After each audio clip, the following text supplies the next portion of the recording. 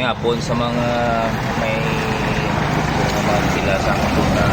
So amo ni ang main road sa Esperanza Binantukan. So halin to sa dalan. That's the road. Ini mga 50 meters na. So amo ning suludlon nga dalan. Yes. Wala tulata hasta makalabot to sa Talon ni Huberto. footwalk. Oh. Hello guys, so this is the place where the Corazon Unang Aswang was filmed, and this is their director, Rocky Charles Bertoso. So this is the victim of Corazon, guys, those kids, the survivors from Corazon Unang Aswang. So that woman is also the survivor of the Corazon Unang Aswang. So muni ang katapusan kung may slakyan kung mga 6-wheelers 4 to 6 hasta diri lang hasta puno sa mangga buto diri ay kung dito na naman ang makasululan nito tricycle mga single mga to naman sa tulay or footwalk. So this is the road to Footwalk and Tulay. So this is our team leader, Rocky Charles E. Bertuso, and he's going to the talon of Huberto. No, no. That's not your parenting. Nah, this is the Tulay. Good afternoon. Yeah. So amo ni isa ang footwalk. Hindi ka agi ang motor. Footwalk tulay Pang isa ng sementado may sa footwalk. Ako naman lapit na sa kwan sa akong lutot. So amo ni ang footwalk yung sapa. Subong low tide ayo ay tungod nga summer ano yung mga kanipaan. So dito sa duta ko may araman to kanipaan to, so padayon ta lakat. Okay.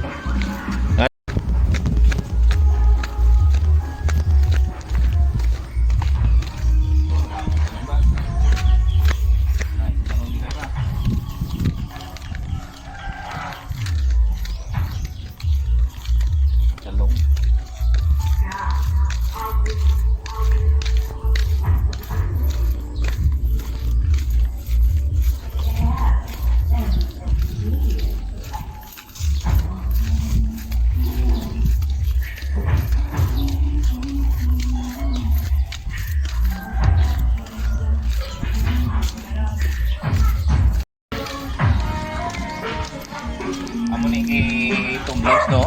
Mm-hmm. Itumblos. Ipano adra niyo. Ay si Bernard kali guys, no, ang ido ni Bernard. Sulod diri ni diri. So ulan taon.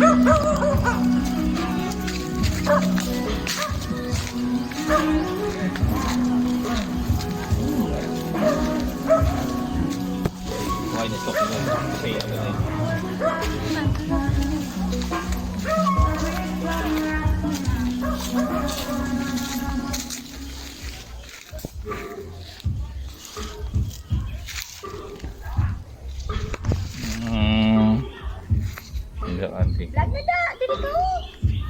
Di man dito ka So amo ni ang punong estimate ko sinasang punong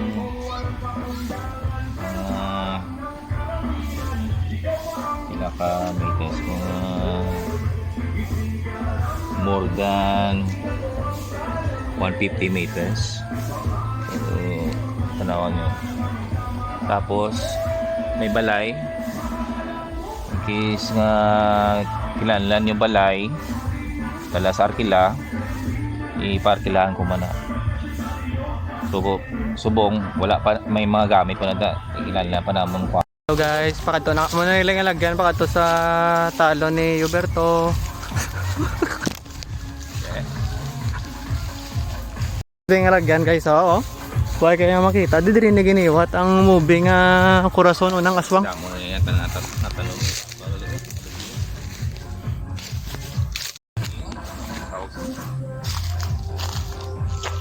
Puno pigili oh.